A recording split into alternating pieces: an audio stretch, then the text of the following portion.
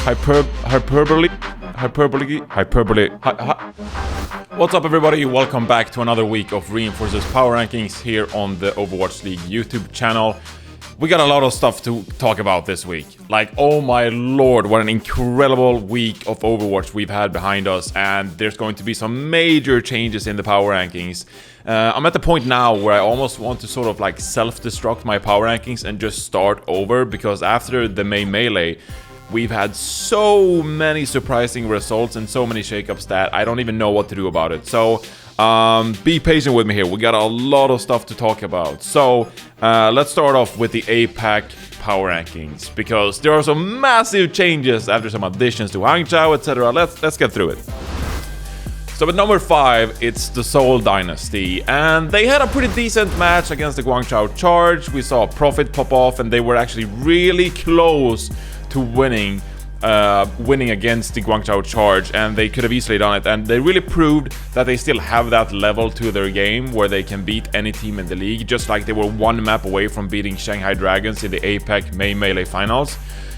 So it was a bit of an improvement, but still the rest of the competition in APEC is just absurd. Like, so at number 4 we got the New York Excelsior with Haxel, and look, they didn't have the cleanest week either, but in a head-to-head, I would most likely still predict the New York Excelsior against the Seoul Dynasty, because we never know what Seoul Dynasty is going to turn up in these series. But needless to say, this is an incredibly competitive region, and New York Excelsior, if they can like click with Haxel, I know they had a really convincing win against Seoul Dynasty not too long ago, but they still look like they need to iron some things out, specifically with the double shield composition, and improve. I don't think they've necessarily hit their peak yet, but in the top 3 we got the Hangzhou Spark, and the additions of Architect and QOQ has just made this team so impressive. I mean, that series against the New York Excelsior was just spectacular, like great Overwatch all around, and Wolf even said it was one of his favorite series to date, I believe. Don't quote me on that, because if it's wrong, then Wolf is gonna be upset. Wolf, please don't be upset. But seriously though, the addition of QOQ and his Sigma performances, as well as Architect and his flexibility, what he brings to this team, has just revitalized this team. And then as well, you saw Mika come in for a little bit. It was a bit surprising. We did not expect that. But Hangzhou Spark now, they look like a contender for the summer showdown. And they've been continuing to have great results. And I am so much looking forward to see them more later this year. I mean, APAC region right now is one of the closest regions we've had in Overwatch for quite some time. And I'm not trying to be hyperbolic.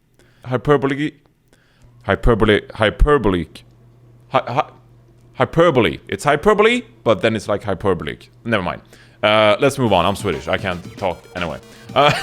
So at number 2, we still have the Guangzhou Charge, and they continue to perform well, even though they don't really have a fantastic Tracer player. Happy's Widowmaker still pops off, and it's insane. Eileen saw some Tracer play, which we didn't really expect, but you know, I think the Guangzhou Charge, they're still deserving of this number 2 spot. And there have been a few people criticizing me for putting them at number 2, you know, when we have New York popping off and whatnot. But Guangzhou Charge, they remain strong. And, you know, with Nero perhaps coming into their rotation perhaps a bit soon, this team is looking to be very strong going into the summer showdown. So, number 1, Shanghai Dragons.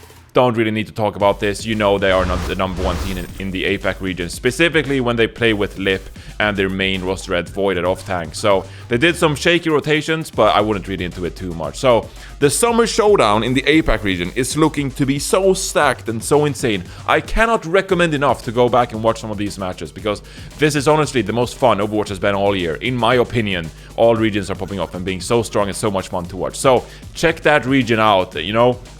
You could shuffle around my top 5 power rankings for APEC all you want. I wouldn't blame you, because it's so close, and I mean, we had so many long series over the course of the weekend, so it's a bit subjective at this point, but I just ask you to go watch that Overwatch, because it was amazing. So, for the NA region, lots of hectic results here as well, and we're going to do a bit of a shakeup. So at number 5, the Paris Eternal. And honestly, the only reason the Paris Eternal at number 5 is because the rest of the mid-table teams haven't looked that impressive either. The Atlanta have looked a bit shaky, the LA Gladiators have looked a bit shaky, Houston Outlaws are on the up, but at number 5, it's the Paris Eternals. So I did not like what they were doing with Sparkle in the mix. They were trying to dive a bit too much and trying to play around Sparkle a bit too heavy. His May did not look that good at all, and I know that it didn't help him so much in that May role. Like, they could have been more following up on his May walls, etc., to help him out a little bit, but it hasn't looked great so far. So for now, I almost want the Paris Eternal to go back to playing more Soon and Exy perhaps. We're in a double hit scan meta as it stands, and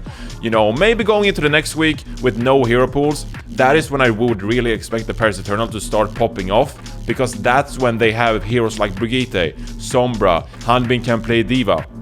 That is when things are really starting to look good for the Paris Eternal, because they can play the compositions they want, unrestricted, that is, with no hero pools in place. So the Paris Eternal at number 5, but Paris fans, be careful, because they could easily drop going into next week if there is another team that stands out and takes their spot. So at number 4, it's the Florida Mayhem, and oh my god, the match against the Valiant was so close at times, but some maps were pretty unconvincing as well. I didn't like what they were doing on Lijiang Tower. They were trying to either dive with the Winston composition that we saw quite a few teams play, but also they did not look that impressive on Hanamura, and I mean, honestly, KSP and Shaq sort of just picked them apart.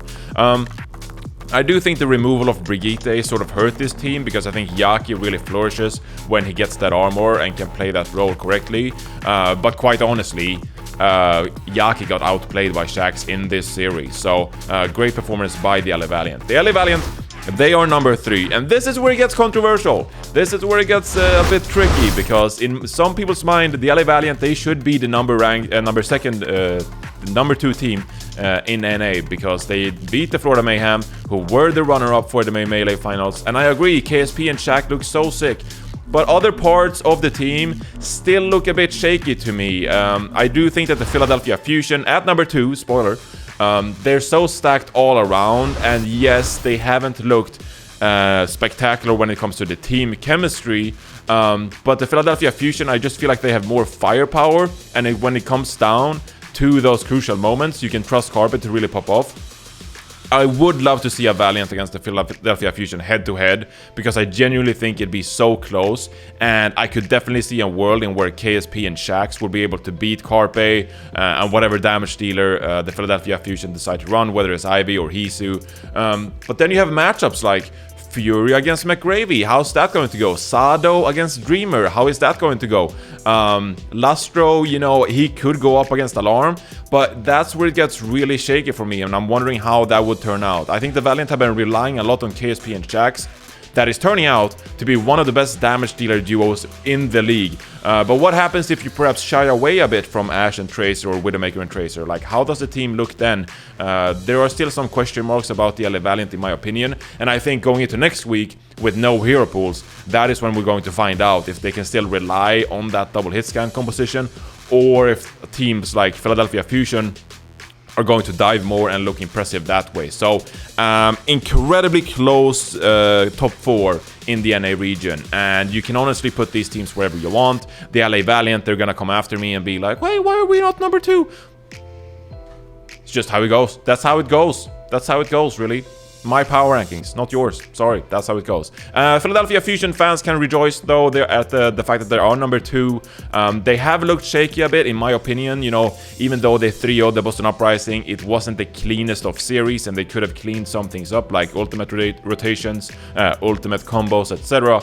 But ultimately, Carpe, I mean, he popped off when he had to and secured some points. He had a nice pulse bomb on Blizzard World Point A, where they really secured that in overtime. So they really do come up clutch when they have to, even though they actually lost the Melee in that semifinals match.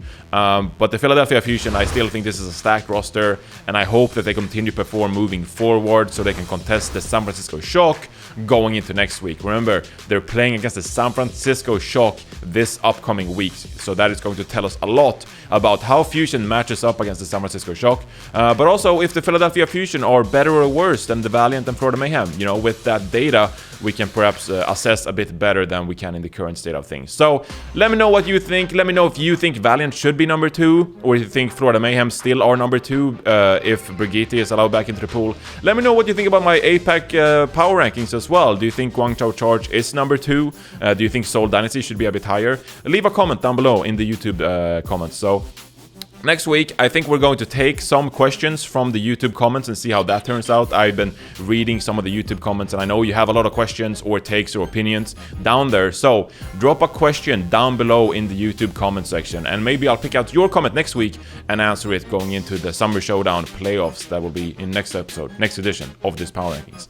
Anyway, thank you so much for tuning into this week's Power Rankings. I hope you all have a great week, and don't forget to tune in next week. It's going to be an absolute amazing week of games with no hero pool restrictions, and again, Philadelphia Fusion against the San Francisco Shock. It's going to be lit.